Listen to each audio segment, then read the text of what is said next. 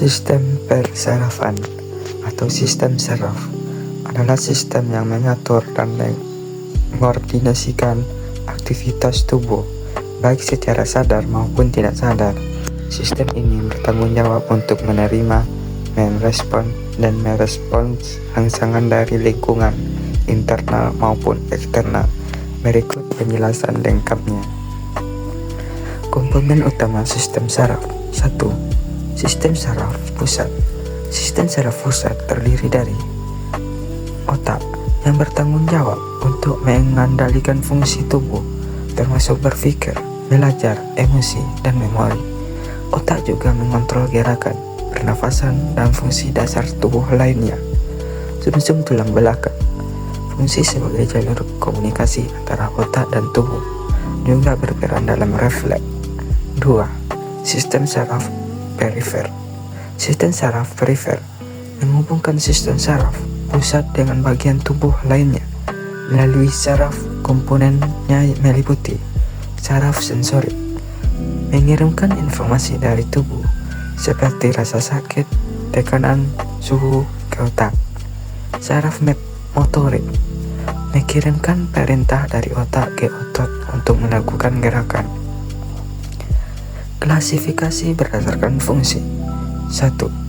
Sistem saraf somotik mengontrol gerakan tubuh yang didasari volunter, seperti berjalan dan berbicara, melibatkan otot rangka. 2. Sistem saraf otonom mengontrol fungsi tubuh yang tidak didasari atau involunter, seperti detak jantung, pencernaan, dan pernafasan. Dibagi menjadi dua bagian. Sistem saraf simpatik mengaktifkan atau melawan atau lari saat tubuh menghadapi stres. Sistem saraf parasimpatik bertanggung jawab untuk menenangkan tubuh setelah stres dan menjaga fungsi tubuh saat istirahat. Proses kerja sistem saraf. 1. Rangsangan diterima oleh reseptor sensorik, misalnya kulit merasa panas. 2. Informasi dikirimkan ke otak atau sumsum tulang belakang melalui saraf sensorik. 3. Otak merespon informasi dan menentukan respon.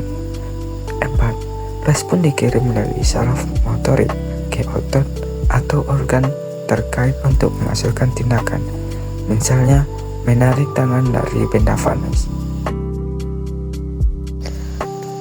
Sistem endokrin adalah sistem tubuh yang terdiri dari kelenjar-kelenjar yang menghasilkan dan mengeluarkan hormon. Hormon adalah zat kimia yang berfungsi sebagai pembawa pesan untuk mengatur berbagai aktivitas tubuh, seperti pertumbuhan, metabolisme, perkembangan, reproduksi, dan keseimbangan homeostasis, misalnya kadar gula darah dan suhu tubuh. Komponen utama sistem endokrin. 1. Kelenjar hipotalamus berfungsi sebagai penghubung antara sistem saraf dan sistem endokrin, mengontrol fungsi kelenjar hipofisis dengan mengeluarkan hormon pelepas atau releasing hormones dan penghambat atau inhibiting hormones. 2. Kelenjar hipofisis sering disebut master gland karena mengontrol aktivitas kelenjar endokrin lainnya. Terbagi menjadi dua bagian, anterior dan posterior. Contoh hormon yang dihasilkan: hormon pertumbuhan, GH, prolaktin, dan oksitosin. 3. Kelenjar tiroid terletak di leher, menghasilkan hormon tiroksin atau T4 dan trindoktirorin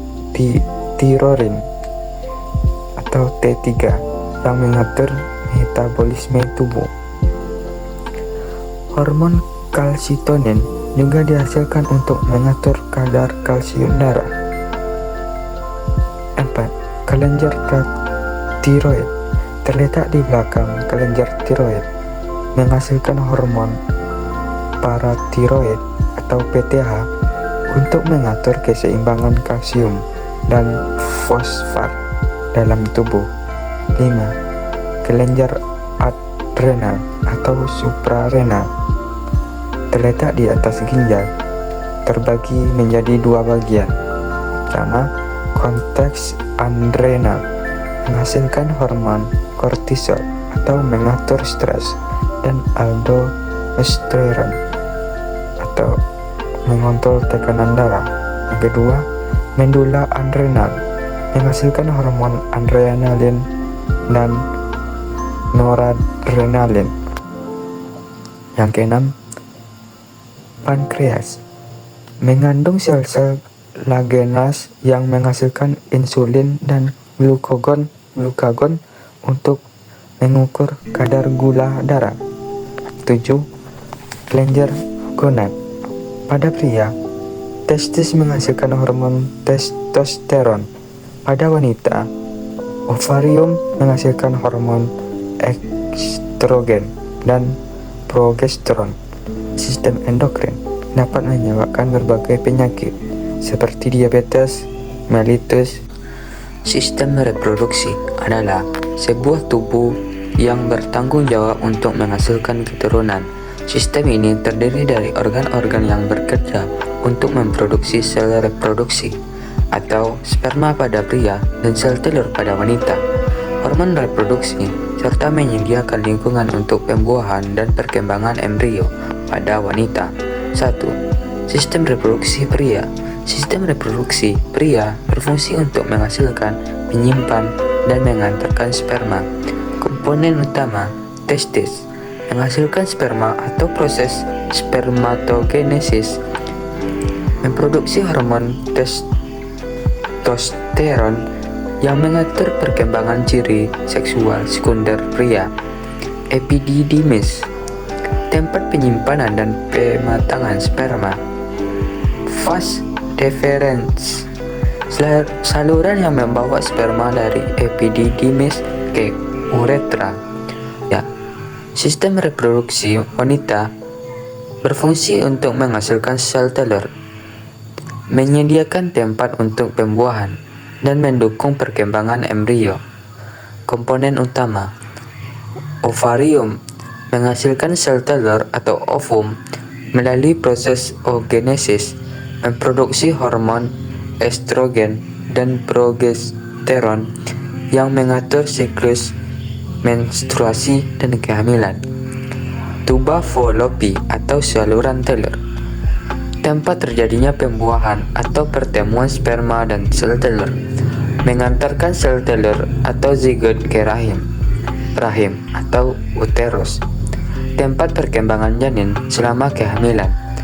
Lapisan dalamnya atau endometrium menebal setiap siklus menstruasi untuk mempersiapkan kehamilan. Sistem perkemihan serviks atau sistem bagian bawah rahim yang menghubungkan rahim dengan vagina berfungsi untuk membuang limbah dan zat untuk menerima sperma selama hubungan seksual, dan sistem ini berperan lahir dan melahirkan dalam menjaga keseimbangan cairan, elektrolit dan asam basah tubuh. Komponen utama sistem perkemihan. Pertama, ginjal atau ren, organ tubuh sistem perkemihan yang berbentuk seperti kacang. Fungsi utama, menyaring darah untuk membuang limbah metabolisme seperti urin dan kreatinin, mengatur keseimbangan cairan, elektrolit atau natrium, kalium, kalsium, dan pH darah, menghasilkan hormon seperti eritropoietin untuk membentukkan sel darah merah, dan renin atau untuk mengatur tekanan darah. 2. Ureter, dua saluran yang menghubungkan ginjal dengan kandung kemih, berfungsi untuk mengalirkan urin dari ginjal ke kantung kemih melalui gerakan peristaltik. 3. Kantung kemih atau vesika urinaria, organ berongga berbentuk seperti kantung yang berfungsi sebagai tempat penyimpanan sementara urin. Dindingnya elastis sehingga dapat merenggang sesuai volume urin. 4. Uretra. Saluran yang membawa urin dari kantong kemih keluar tubuh. Pada pria, uretra juga berfungsi sebagai saluran untuk ejakulasi. Proses utama dalam sistem perkemihan. 1. Filtrasi atau penyaringan terjadi di glomerulus atau unit penyaringan di ginjal. Darah yang mengandung melibat metabolit disaring menghasilkan cairan awal urin yang disebut filtrat glomerulus. 2. Reaborsi atau penyerapan kembali terjadi di tubulus ginjal. Zat-zat yang masih berguna atau seperti glukosa, air, dan ion tertentu diserap kembali ke dalam darah. 3. Sekresi. Limbah tambahan dan ion yang tidak diperlukan disekresikan ke dalam tubulus ginjal untuk dibuang bersama urin. 4. Ekreasi. Urin yang telah terbentuk mengalir ke ureter, disimpan di kantung kemih, dan dikeluarkan melalui uretra. Sistem pernafasan adalah sistem tubuh yang bertanggung jawab untuk pertukaran gas antara tubuh dan lingkungan. Sistem ini memastikan tubuh mendapatkan oksigen atau O2 untuk metabolisme dan mengeluarkan karbon dioksida. Hidung berfungsi sebagai pintu masuk utama udara. Udara disaring oleh bulu-bulu halus dan mukus, dilembabkan dan dihangatkan sebelum masuk ke saluran berikutnya. Rongga hidung mengandung sel-sel epitel bersilia yang membantu menyaring udara dan mencegah partikel asing masuk ke paru-paru. Faring atau tenggorokan. Saluran yang berhubungan rongga hidung dengan laring berfungsi sebagai jalur untuk udara dan makanan, walaupun makanan diarahkan ke rongkongan oleh epiglotis. Laring atau kotak suara menghubungkan faring dengan trakea, mengandung pita suara yang memungkinkan produksi suara. Yang kedua, saluran pernapasan bawah, trakea atau batang tenggorokan.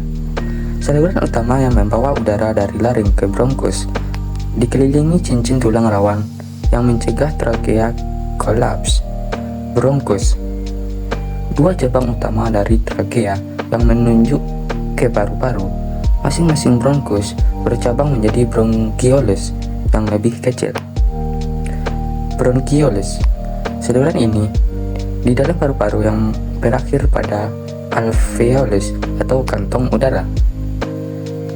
Alveolus, struktur kecil berbentuk kantung di paru-paru, tempat terjadinya pertukaran gas. Integumen adalah sistem tubuh yang mencakup kulit, rambut, kuku, kelenjar, dan struktur terkait lainnya. Komponen utama sistem integumen. 1. Kulit, epidermis, lapisan paling luar kulit yang terdiri dari sel-sel epitel, mengandung keratin. Dermis, terletak di bawah epidermis, mengandung pembuluh darah, saraf, folikel, rambut, kelenjar keringat, dan hipodermis atau subkutan, lapisan terdalam yang terdiri dari jaringan lemak dan ikat, berfungsi untuk menyimpan energi, menyerap guncangan, dan mengisolasi tubuh untuk menjaga suhu. Keratin, keras, yang melindungi ujung jari, tangan, dan kaki, membantu dalam aktivitas seperti mencengkram dan memegang benda. Kelenjar keringat atau pseudorypherus menghasilkan keringat untuk mengatur suhu tubuh dan mengeluarkan limbah seperti garam. Tubuh yang terdiri dari otot, tulang, sendi, ligamen, tendon, dan struktur pendukung lainnya. Fungsi tulang memberikan kerangka tubuh untuk menopang dan melindungi organ. Tulang panjang seperti tulang paha atau femur dan lengan atas atau humerus. Tulang pendek seperti tulang pergelangan tangan atau karpal. Tulang pipi seperti tulang tenggorokan, tengkorak, dan tulang dada. 2. Sendi atau artikulasi, tempat pertemuan antara dua tulang yang memungkinkan pergerakan. 3. Otot, sistem muskulatur. Fungsi otot menghasilkan pergerakan tubuh melalui kontraksi, menstabilkan posisi tubuh atau postur, menghasilkan panas untuk menjaga suhu tubuh. Jenis otot. Otot rangka atau skeletal, otot yang melekat pada tulang dan bekerja secara sadar. Otot polos atau smooth ditemukan di organ-organ dalam seperti lambung dan pembuluh darah, bekerja secara tidak sadar. Otot jantung hanya ditemukan di jantung, bekerja secara tidak sadar. 4. Ligamen, jaringan ikat yang menghubungkan tulang dua dengan tulang di sendi, berfungsi untuk menstabilkan dan memperkuat sendi. 5. Tendon, jaringan ikat yang menghubungkan otot dengan tulang, berfungsi untuk mentransfer kekuatan dari otot ke tulang untuk menghasilkan pergerakan. Sistem kardiovaskular, juga disebut sistem peredaran darah, adalah sistem tubuh yang bertanggung jawab untuk mengedarkan darah ke seluruh tubuh. Sistem ini terdiri dari jantung, pembuluh darah, dan darah. Fungsinya adalah untuk mengantar oksigen, nutrisi, hormon, dan zat penting lainnya ke jaringan tubuh, serta membuang limbah metabolisme seperti karbon dioksida. Komponen utama sistem kardiovaskular, jantung, organ berotot yang berfungsi sebagai pompa untuk mengalirkan darah, terletak di rongga dada, sedikit ke kiri dari garis tengah tubuh. Darah, cairan yang membawa zat-zat penting ke seluruh tubuh. Komponen utama darah, sel darah merah eritrosit, membawa oksigen menggunakan hemoglobin. Sel darah putih, leukosit, berfungsi dalam sistem kekebalan tubuh. Trombosit, membantu dalam proses pembekuan darah. Plasma darah, bagian cair darah yang mengandung air, protein, hormon, dan nutrisi. Sistem hematologi adalah bagian dari sistem tubuh yang berhubungan dengan darah dan proses-proses yang terjadi di dalamnya. Sel darah merah, sel berbentuk cakram Bikofaf yang mengandung hemoglobin, mengikat oksigen dari paru-paru dan mengantarkan ke seluruh tubuh. Sel darah putih, sel yang berfungsi dari sistem kekebalan tubuh melawan infeksi dan menghilangkan zat asing atau sel yang rusak, adalah berbagai jenis leukosit seperti neutrophil, limfosit, monosit, eosinofil, dan basofil. Trombosit, sel kecil yang terlibat dalam pembekuan darah dan membentuk mencegah peredaran setelah cedera. Sumsum tulang, sumsum tulang adalah tempat pembentukan sel darah, termasuk sel darah merah dan sel darah putih dan trombosit. 3. Limpa, limpa adalah organ berfungsi untuk menyaring darah, menghilangkan sel darah merah yang sudah tua atau rusak. Sel berperan dalam penyimpanan sel darah putih yang terlibat dalam respon imun. 4. Kelenjar getah bening, dan sistem limfatik kelenjar getah bening menghasilkan dan menyaring limfosit, sel darah putih yang penting dalam pertahanan tubuh. Sistem pencernaan adalah sistem tubuh yang bertanggung jawab untuk memproses makanan, menyerap nutrisi yang diperlukan tubuh, dan mengeluarkan limbah yang tidak terpakai. Proses pencernaan pertama dimulai dari mulut, di mana makanan dipecah menjadi potongan-potongan lebih kecil. Kerongkongan, setelah dikunyah, makanan bergerak melalui kerongkongan dengan bantuan gerakan peristaltik. Lambung, di lambung makanan dicampur dengan asam lambung dan enzim pepsi yang untuk memecah protein. Usus halus, proses pencernaan lebih lanjut terjadi di usus halus yang terdiri dari 3 bagian, duodenum, jejunum, dan ileum. Gigi dan lidah, kelenjar ludah. Fungsi utama sistem pencernaan: 1. Pencernaan makanan. Proses pencernaan terdiri dari 2 tahap. Pertama, pencernaan mekanis dan pencernaan kimiawi. Makanan yang telah diproses menjadi bentuk cairan dan cair atau cime kemudian bergerak melalui saluran pencernaan untuk penyerapan. 2. Penyerapan nutrisi.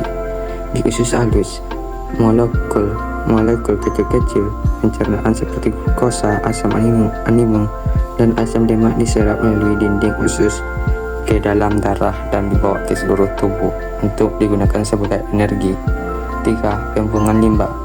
Sisa makanan yang tidak dicerna dan tidak diserap seperti serat air dan limbah metabolik, diproses di usus besar dan kemudian dibuang.